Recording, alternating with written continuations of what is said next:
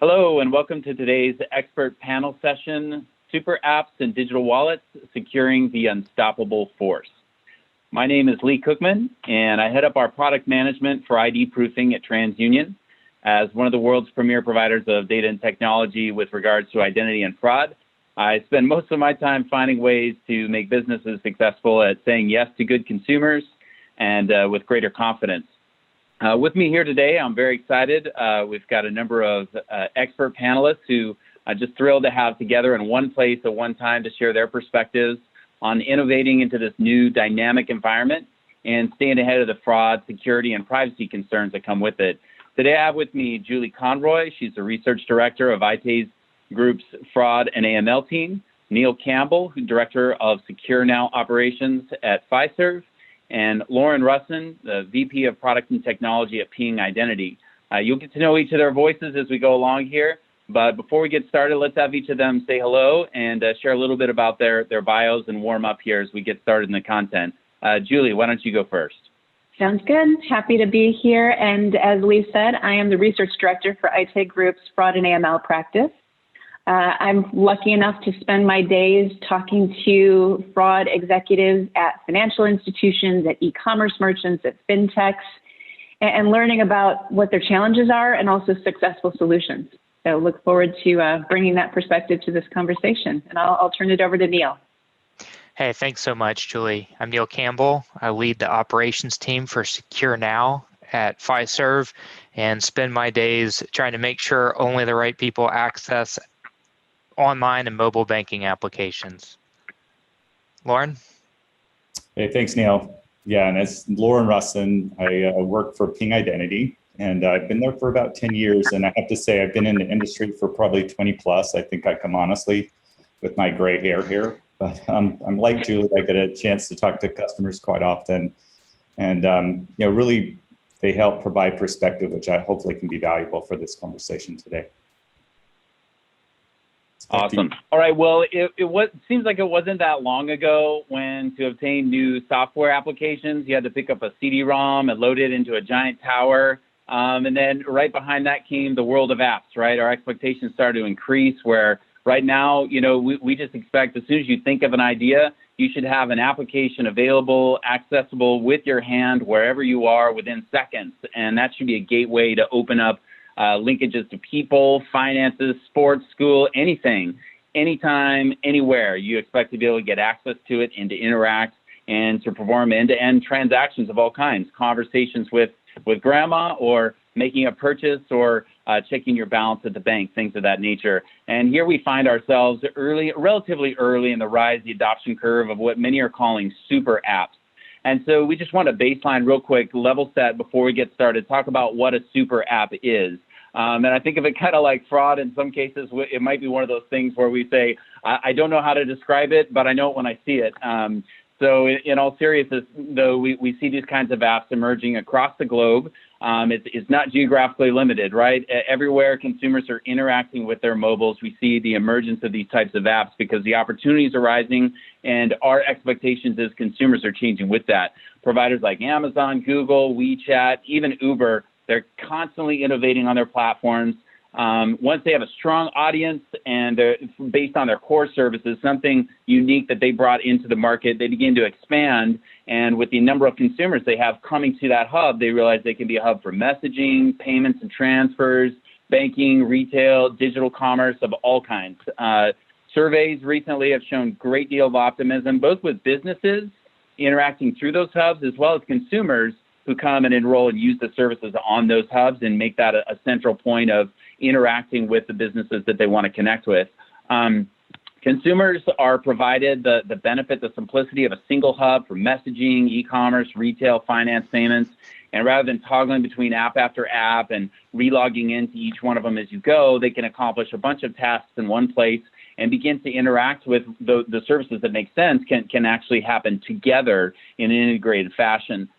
Businesses are excited about it too, right? They can take advantage of deep-pocketed big tech firms that are handling shared services, things like authentication and great user experience, and things that they continue to invest and innovate on. And the businesses that are supplying services within those platforms, those frameworks, can take advantage of that and invest more and more of their finances and their time and their innovation into the products and services and things they specialize in, what they bring uniquely to the market.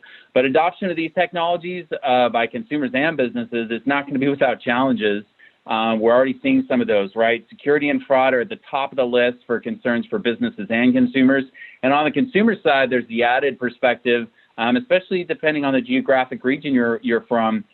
Your concerns about privacy and data sharing may be also near the top of the list as well for concerns in innovating into the space and beginning to make this truly a place where you would go to do all the sorts of different things you do in ordinary day-to-day life. So with that, I just want to dive in because we got a lot we can cover here, and there's a lot of wealth of experience and knowledge with this group here. So we've got several questions. I'm just going to guide everyone through and see if we can generate some good conversation on some of these topics.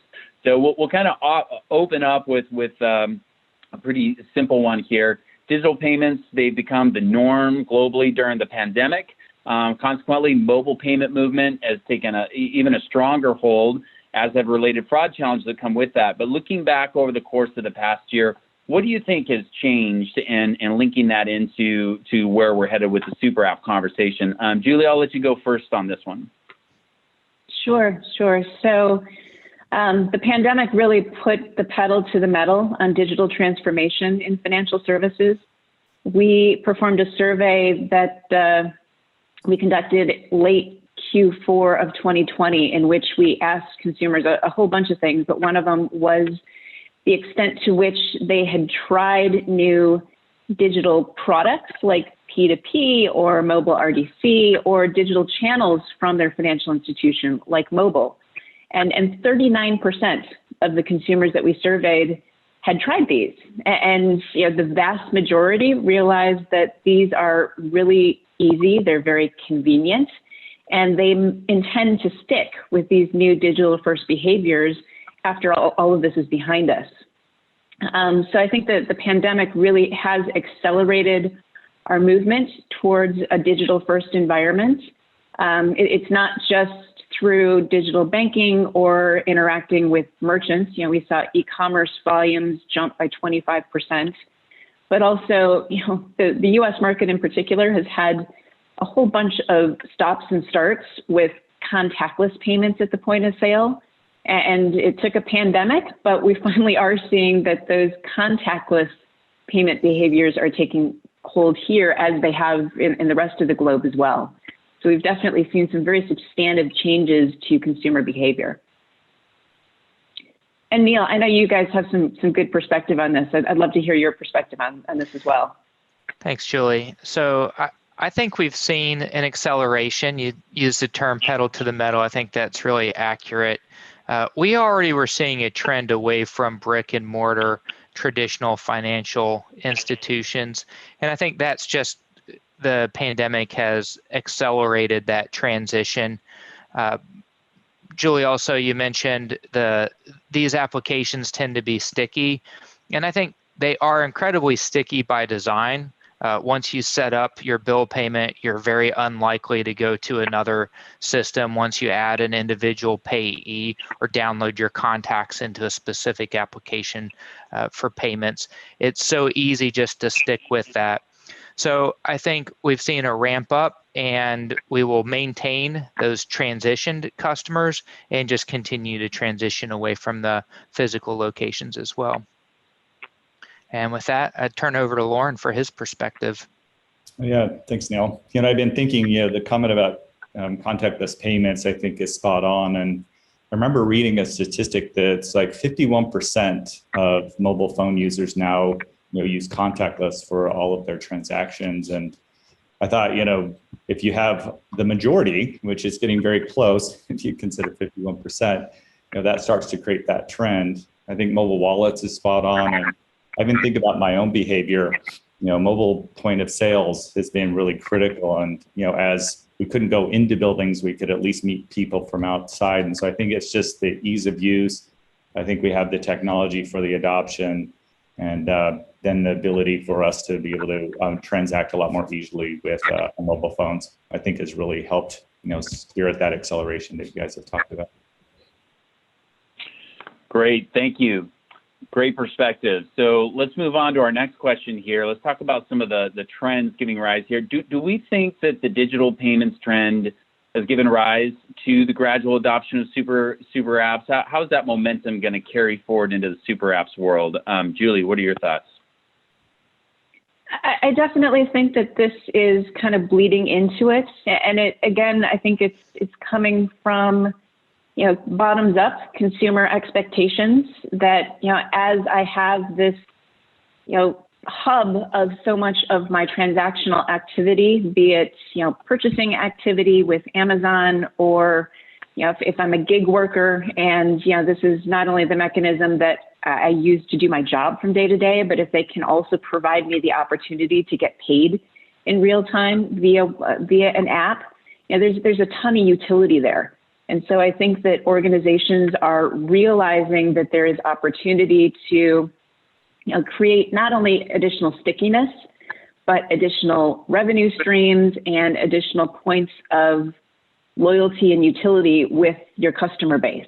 So I think we're definitely seeing that. And also just as you see, the Gen Z coming of age and entering the consumer economy, these are the folks that grew up talking to Alexa and Siri. And so there is definitely this, expectation among that demographic that, whatever they want to do is going to be at their fingertips and available in a mobile device.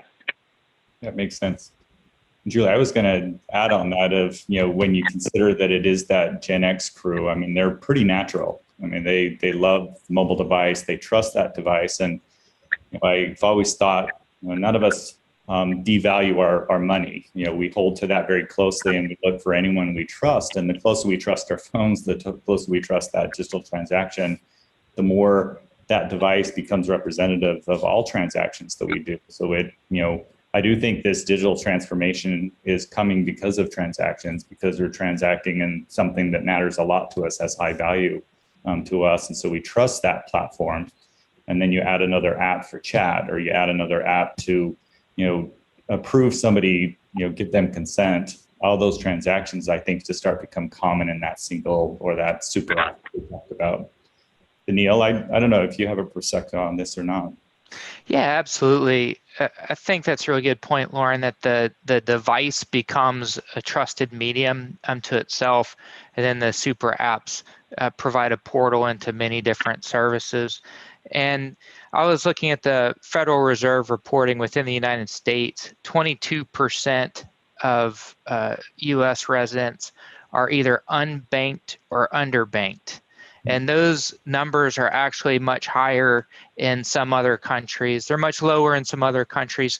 But globally, we're talking about an incredible size of a market that's being underserved in a traditional banking system, that I think the rise of the super apps will actually create incredible opportunity to bank in a non-traditional way.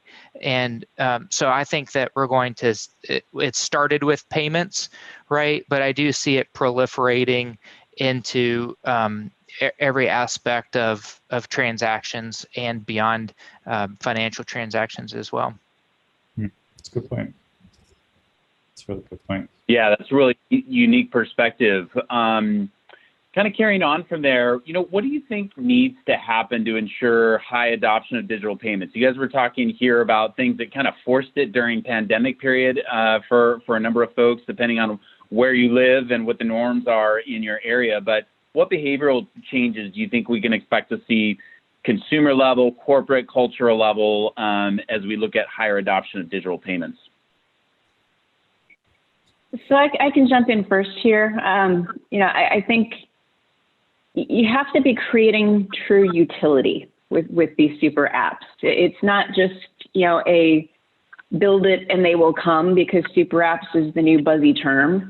I think you go back 20 years to the birth of digital wallets. And I remember in the early to mid 2000s, every brand out there, be it a banking brand or a payment network or what have you, they had their own digital wallet. And at the end of that decade, the only digital wallets that actually survived were the two that never called themselves a digital wallet to start with. It was Amazon and it was PayPal. And they survived because they were creating true customer utility and solving a true pain point for customers, both consumers as well as merchants. So I think the same dynamic is very much at play in this super app space. You have to be providing compelling value and reason for your customers to engage with you on these multiple different transactional vectors. And also, I think one of the obstacles that will have to be overcome is that, while there's great utility for smaller merchants to plug into some of these things, if you're a really big merchant, you're not going to want to necessarily cede control over your customer relationship to somebody else. You want those customers' eyes on your app, not going somewhere else. And so that's going to be, an interesting, I think, tension that we'll see as we see this concept expanding across the ecosystem. Neil, I know you have some thoughts about, some of the challenges and opportunities on this front as well. Yeah, Julie, I do. I think specifically when I look at the question, I think about what needs to change. We have corporate and cultural. I think corporate culture is going to need to change in order to really be effective. And that is finding the balance of cooperation between different entities. You mentioned some won't want to give up control. And I think that's absolutely accurate. They won't want to give up control. And it does, to be really effective, though, we're going to have to find standards that can be met across platforms. And there needs to be some level of portability in order to really take hold. You think about what phone number portability did in the mobile space. I think there has to be portability of service and transactions to some degree to really expand this out. Otherwise, it will be multiple large entities trying to compete with each other and just fragmenting the market. And that's going to have to kind of follow a balance between cooperation and also be legitimate with consideration to antitrust, right? So we need companies to work together on standards, but not so closely together that it takes away the competitiveness in the marketplace. I think that's a fine balance that companies are currently far on the we're not going to trust each other or work with each other so much, and it needs to get to the more towards the center and not so far that we're approaching a level of collusion. And with that, I think I'd ask Lauren to share his thoughts on it. Yeah, well, Neil, I was going to just riff off what you said with that notion of an ecosystem, and it's got to be open, and we've got to move away from being proprietary in how we hold data and how we share information, because I think that partnerships among different companies will help create that super app. I think the ecosystem matters a lot, and what I find interesting, especially in the Western hemisphere, is that we are very finicky about the number of apps we want. It's like the latest app, we want to grab it, and I think that's why our phones have 400 or 500 apps, it seems sometimes, because they're always after the latest, greatest. And I think that openness and ecosystem will help make that possible, rather than have to go to a single vendor, single solution, we have that openness that's there. And so I think corporations are going to have to change. They have to monetize, not based on proprietary value, but on the ease of use and on the flexibility of their application platform. Yeah, that's a great point. And man, just thinking about what you guys are talking, it's getting very futuristic. Thinking about what are the opportunities that you can expand into, and then what are some of the challenges getting there along the way. But really, what I want to make sure we spend some time on is this next topic here, the next couple of questions we have here, to really get into the fraud, security, and privacy questions, because for me, I think like you were talking about, it's overwhelming to think about having 400 or 500 apps. And all the different things you're trying to do between all of them, and keeping up with updates and setting your profile up and all of those sorts of things. There's a lot of convenience that comes with a single app, but I have to be able to trust them and know that I can rely on them. So as we think about, what the top security challenges might be, bringing all those different services together into one place, what do you think those top security challenges will be around identity, privacy and protection of sensitive data, right? Because the breakdown of trust can be really a central problem that could break down the entire trust of the service, and the makeup of all the benefits we just listed become a liability. So, Lauren, maybe we'll start with you on this one. Yeah, well, I was going to comment on too. I mean, in particular, the privacy and consent requirements, because I think privacy is going to continue to become more and more important.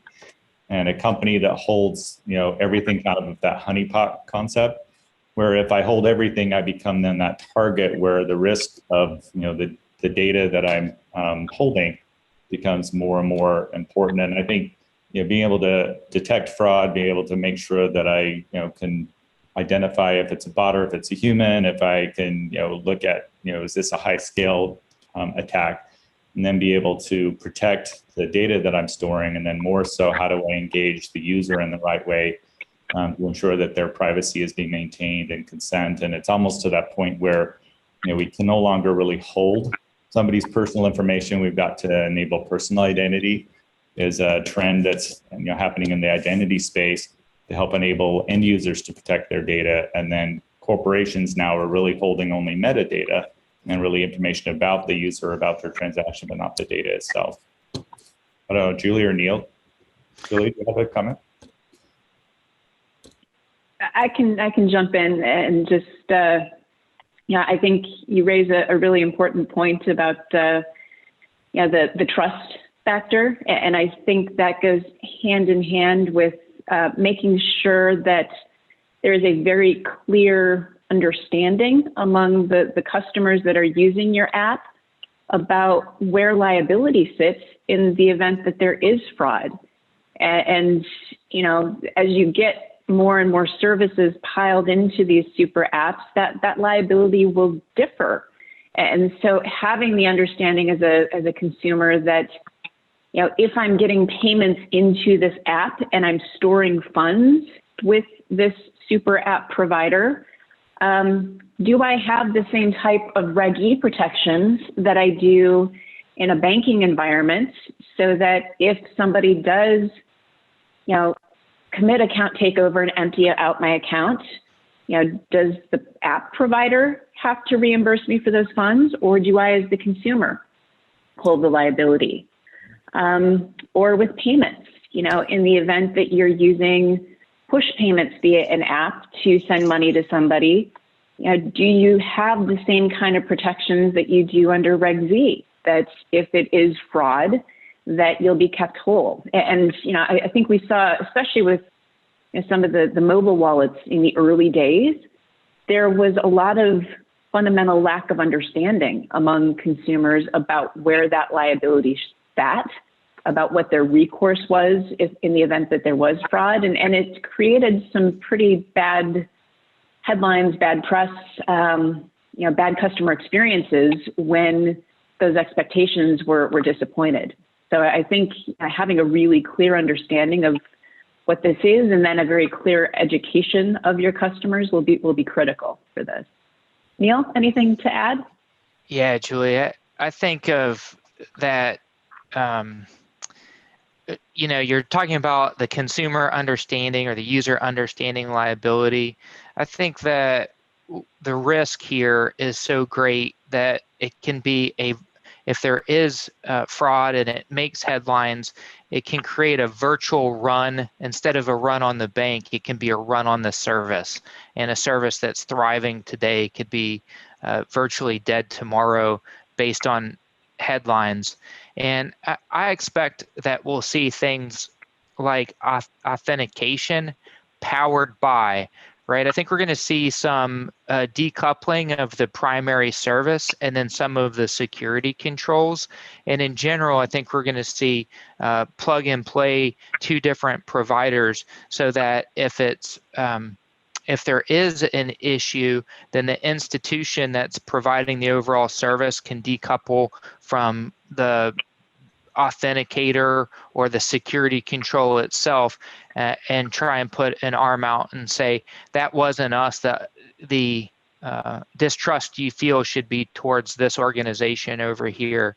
It'll be interesting to see if that actually plays out or not. But I do think that companies will look at more of a chain of custody of events for a super app, because there's so many different potential areas of fraud, and there's going to be a real concern that a name gets sullied based on one particular integration or one particular use case. Like a pay at the pump gets exploited for a specific brand, then that brand name that could be providing hundreds of different services can really be brought down just because of the local service station and the interaction that they may have had. So I think that will be part of the risk that we see. And it's going to be real interesting to see how the market responds to it. Yeah, I was going to comment, Neil, you're right, that attack surface has changed significantly. It used to be, a corporate, portal or, maybe a web app, but now that you bring up, mobile devices and, pay at the pump and you pay at the grocery store and you got these mobile POSs, but yeah, that attack surface, I think, has expanded greatly. Yeah, the Internet of Things, right? It becomes your refrigerator the future exploitable apparatus. So it's going to be interesting. Yeah, no kidding. And I think we've all seen those situations arise where we can imagine some of them, and some of them we hadn't imagined, right? Like I'm sure several read the story a few years ago where there was a business whose customer financial records were accessed through the Internet of Things connected thermometer from their fish tank, right? So there are things that we can imagine when designing that fish tank thermometer. There's never the thought, I'm sure, that there might be a data breach experienced at some business or financial institution, but that can become the path that gets exploited down the road. So certainly, I think learning from situations like those, we're all wary of that when thinking about how do we put our trust into this kind of a super app environment, and is that any more risky than it is with me interacting directly with businesses that I do today? Just to kind of continue to pull that thread, though, around fraud and identity resolution, what do you think is required to establish a strong trust infrastructure, one where you can authenticate and use those super apps and digital wallets with confidence? So we just kind of continue that conversation on a little bit further. Neil, do you have additional thoughts on that? Maybe we'll start with you on this one. Yeah, sure. I think the standards and where they start and how they roll out globally is really the starting point. And if I think about this, where will the strictest standards come from, and will those be adopted for ease of use, right? And we've seen that in EU standards coming out, and then banks across the world following those standards. It's just easier to build platforms to a single strong standard and then be able to move into a global footprint. So we see that.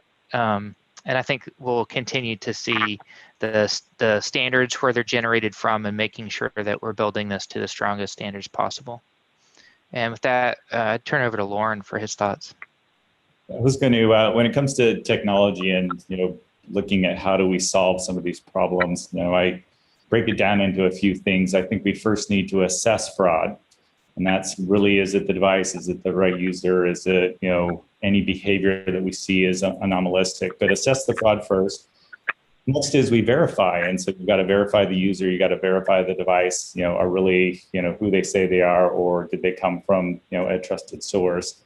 And then you start the registration process, where now I register, who I am. I also register the device and pair it with the right level of security, and then strongly authenticate. And that can come not with username, password anymore, but really, that adoption of biometrics as well as Face ID.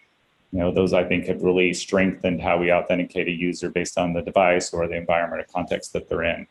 The next would be authorize transaction or authorize access. And so really look at authorize as a user to be able to see my data, or a corporation needing to authorize access to there. And then it really is just then continually audit and monitor. And it's almost like you bring this zero trust concept to the identity world, and be able to essentially provide a secure, trusted process, but also be able to ensure that just enough access is provided for just the right set of capabilities that they need. And Julie, I don't know if you have anything to add to that. I'm sure you do. Yeah, I think you make some great points. Yeah, I think with all of that, we also have to keep in mind that to get consumers to engage and stay engaged, it also has to be easy to use. It has to have a positive customer experience. And so, having the appropriate levels of friction at the right time. And, it gets even more complex because as you go across geographic boundaries, you have places like the Nordics where consumers expect friction. They want friction. They want to feel protected. And then, at the other end of that spectrum, we'll have the US where it's just the opposite. And there's very low tolerance for friction.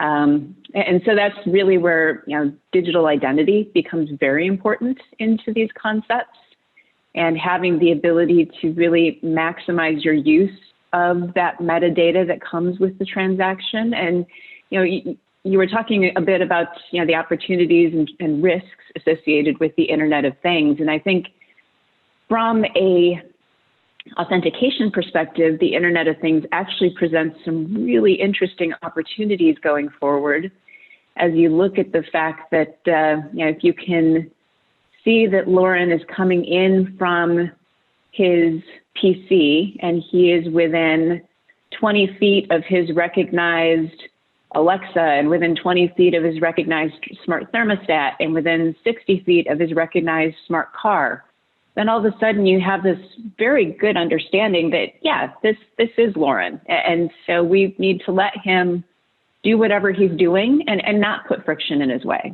And conversely, if you don't see any of those trusted signals, that's the appropriate time to put friction in. And we're not quite there yet, but I think we're moving pretty rapidly towards that future state.